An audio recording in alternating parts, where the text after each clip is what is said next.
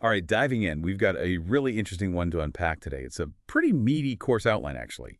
6 hours worth, to be precise. It's called Practical Project Management with High Performance, put together by Professor Shihmin from National Chinan International University.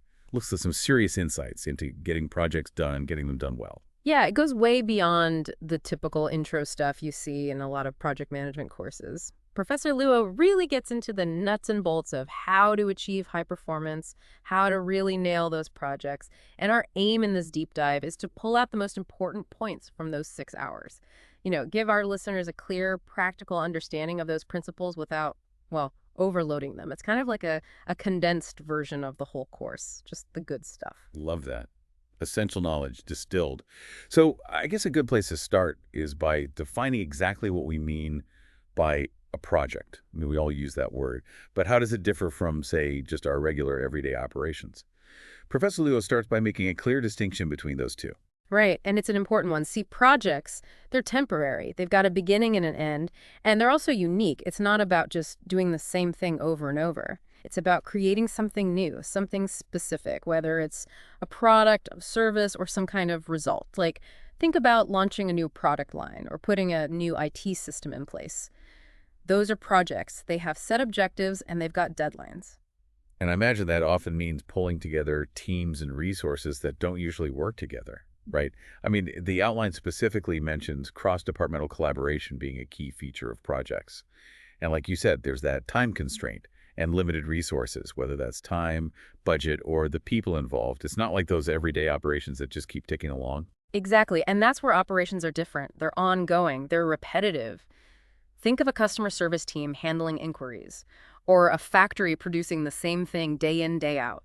They have set processes, pretty much standardized, and they're all about maintaining a steady output.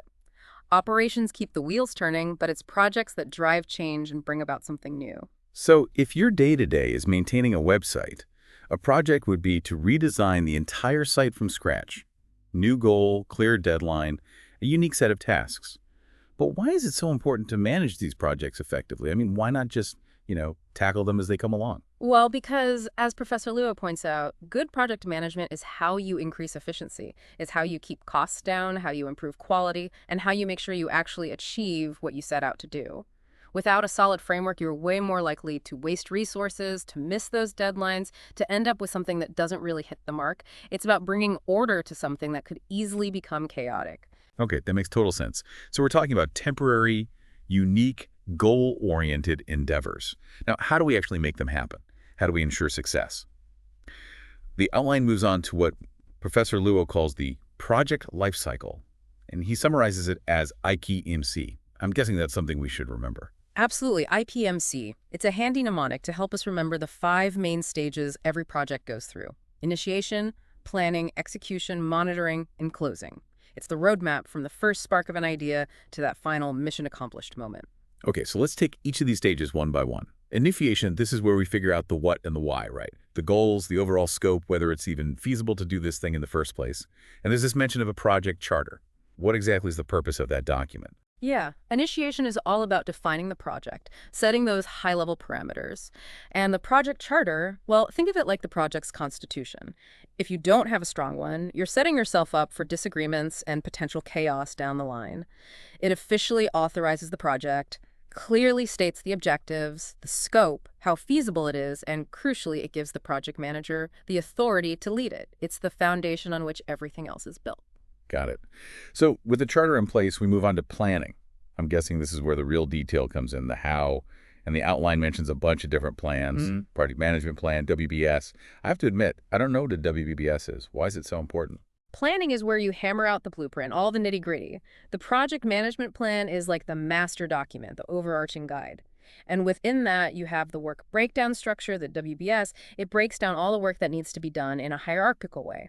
But it's not just about tasks. It's about assigning responsibility and accountability at the most basic level. It's like, imagine outlining a book, breaking it down into chapters, sections, even individual paragraphs. It brings that same level of structure to a project. And of course, we also finalize the schedule, the budget, what resources are needed, and what risks we need to be aware of. Okay, so we've got the plan. Next comes execution. This is where the rubber meets the road, right? The actual work gets done. The team collaborates, makes things happen, produces those deliverables. That's it. Execution is where the team takes the plan and puts it into action. They complete the tasks, they work together, they make sure the quality's up to scratch, and ultimately, they create whatever the project was meant to deliver, whether it's a product, a service, or a specific outcome. It's where the strategy turns into reality. But, and this is where things get tricky, right? Things don't always go exactly to plan. That's where the next stage comes in. Monitoring and controlling. This sounds like it happens alongside execution. Exactly. Monitoring and controlling, they happen in tandem with execution. It's about constantly tracking progress, checking performance against the plan. Are we on schedule? Are we within budget? Do we need to adjust anything? Are any problems popping up that we need to address? It's about keeping everything on track and making adjustments on the fly. And then we reach the final stage. Closing. This is where we finalize everything, deliver the completed project, and hopefully celebrate a job well done. The outline mentions formal acceptance, documentation, and something called lessons learned. Why are those last steps so important? Closing is all about wrapping things up officially. You get that formal sign-off from the stakeholders, confirming the deliverables are good to go. You make sure everything's properly documented, all the processes and outcomes. And this lessons learned part, that's super important for future projects. It's about looking back and asking, what worked well? What could we have done better? It helps the organization learn and improve its project management game for next time. And yeah, a bit of celebration is usually in order as well. Now, Professor Lua also mentions different project lifecycle models. Predictive, adaptive, and hybrid. Can you quickly explain what each one is and when you might use them? Sure. So the predictive model, sometimes called waterfall, is the traditional approach. It's very sequential. You pretty much finish one phase before you move on to the next. It works best when the project requirements are clear from the get-go and unlikely to change much, like building a bridge. Adaptive models, also called agile, are much more iterative and flexible. They allow for changes and incorporate feedback all the way through. It's ideal for dynamic environments where things can change quickly, like software development. And then hybrid models, well, they combine elements of both. It's about finding the right blend to fit the specific project and its challenges. Makes sense. Different tools for different jobs. Okay, let's move on.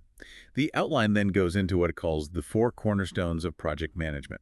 These are scope, time, cost, and quality, often shortened to STCQ. Let's start with scope. What does it actually mean to manage the scope of a project? Scope management is essentially about clearly defining and then controlling what's included in the project, and just as importantly, what's not included. It's absolutely vital to have those boundaries clearly marked out to avoid what we call scope creep. That's when the requirements or deliverables start to expand beyond the original agreement, those, well, we're idiots, additions, and that often leads to delays and budgets blowing up. Ah, scope creep, the silent project killer. I've heard those horror stories. So how do project managers keep in check? What are the key processes and tools? Well, it all starts with meticulously planning how you're going to define, document, and verify the scope. Then you actually define it in detail, including all those deliverables. You use the WBS we talked about earlier to break down the work. Then you formally check with the stakeholders, make sure they're happy that the deliverables match what was agreed. And finally, you rigorously control any changes to the scope. It's about being tight, being disciplined. And the key tools here are the project charter, detailed requirements documents, the WBS itself, and a clear scope statement. No room for ambiguity there. Right, so maintain that clarity and document everything carefully. Next up is time management. Seems pretty straightforward, right? Make sure the project is completed on time, but I'm guessing it's not just about setting deadlines. What else is involved? You're right. There's much more to it. Effective time management is about building a realistic schedule, one that you can actually achieve. You need to define every single activity that needs to happen, put them in the right order, figure out how much time each one will take, estimate the resources you'll need for each one. Then you develop the overall schedule for the entire project. And of course, you constantly monitor and control that schedule as the project moves forward. Things change, things happen. CPM, or the critical path method, is crucial here. It shows you the shortest possible time to complete the project. Any delay on those critical path tasks will directly push back the entire project end date. That's where your focus has to be. So what are some of the tools that project managers use for all this? I see Gantt charts, CPM, and peer charts mentioned in the outline. These sound quite technical. They are, but they're also really usable. They help you visualize and analyze the schedule. Gantt charts give you a visual representation of the schedule over time, showing all the tasks and how long each one is supposed to take. CPM, the critical path method, helps you identify the sequence of tasks that determines the absolute shortest possible project duration. PEERT charts, or program evaluation and review technique charts, are similar to CPM, but they allow for more uncertainty in the task durations. That can be really helpful when you're dealing with a project where things are a little less predictable. Okay, so we're managing what needs to get done and when. Now let's talk about something that often makes people nervous: cost management. Keeping the project on budget. What are the core things to think about here? Cost management is all about planning, estimating, budgeting, and then controlling all the costs associated with the project. The aim is simple: finish within budget. No nasty surprises. You need to accurately predict what resources you'll need, put together a solid budget, and then keep a close eye on those actual expenditures compared to what you budgeted for. If you start seeing potential overruns, you need to step in and make adjustments. And that's where EVM comes in. It's short for Earned Value Management. It's a powerful tool that lets you see how much value you're actually getting for the money and time you're spending. Are you on track? Are you getting what you paid for? That makes a lot of sense. So it's about careful forecasting and then that constant vigilance, making sure you stay within those financial boundaries. And you mentioned EVM. What other tools and techniques are commonly used in cost management? There are a bunch of different methods for estimating costs. It depends on the project, and there are various budgeting techniques too, depending on how the organization likes to handle its finances. But yeah, EVM, Earned Value Management, that's one of the most powerful ones.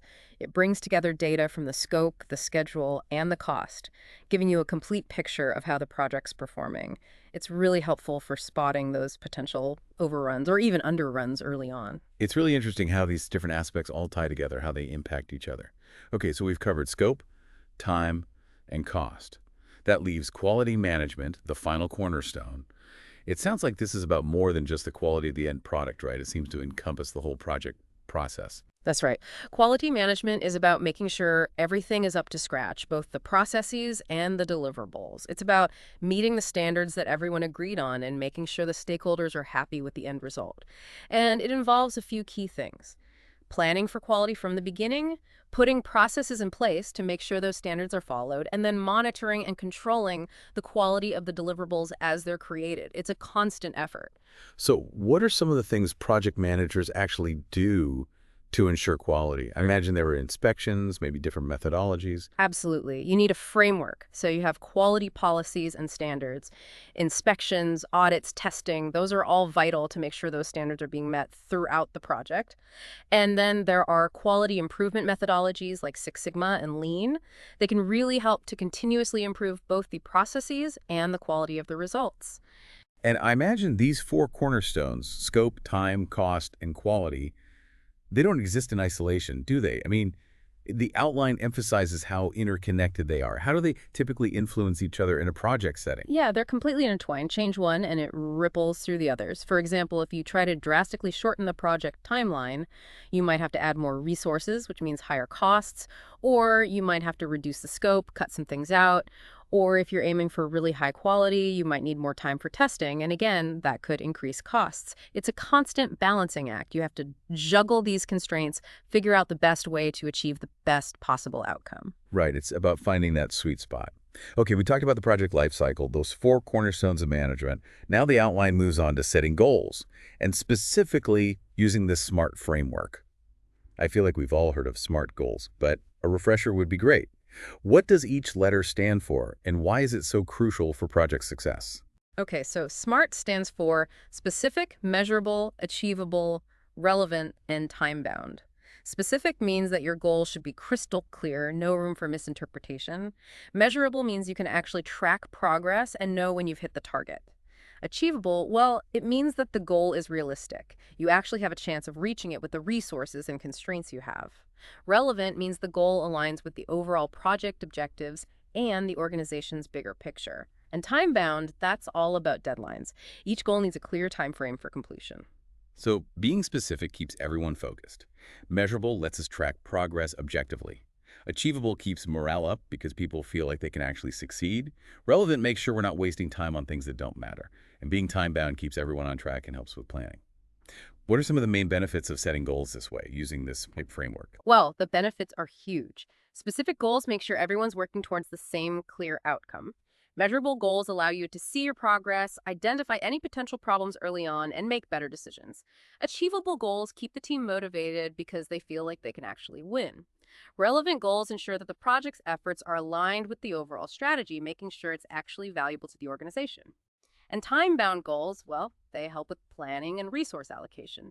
It's more easier to plan when you know exactly when things need to be done. Now, Professor Luo probably goes into the steps for turning those broad objectives into SMART goals, but it's worth remembering that just because a goal is measurable doesn't automatically mean it's relevant. You have to think carefully about all aspects of the SMART criteria. That makes a lot of sense. Okay, so we're setting ourselves up for success with SMART goals.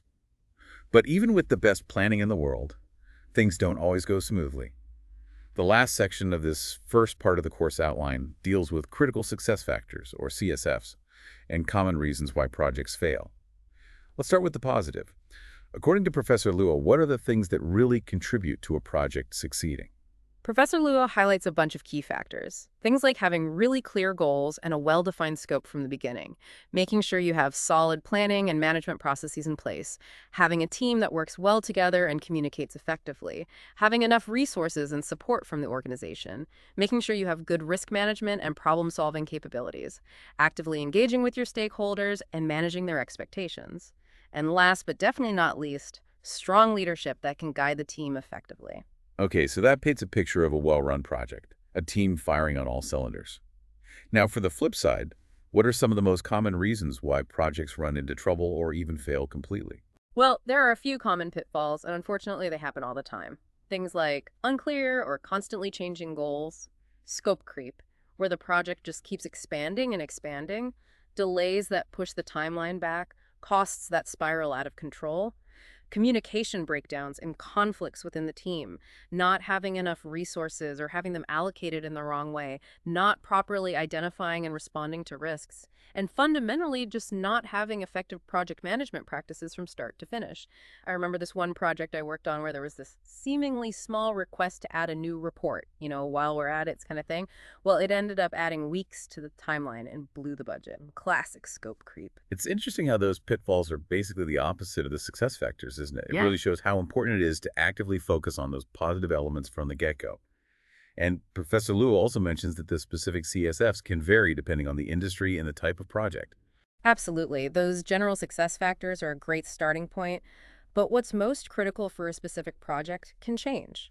It all depends on the industry, the type of project, and the organization itself.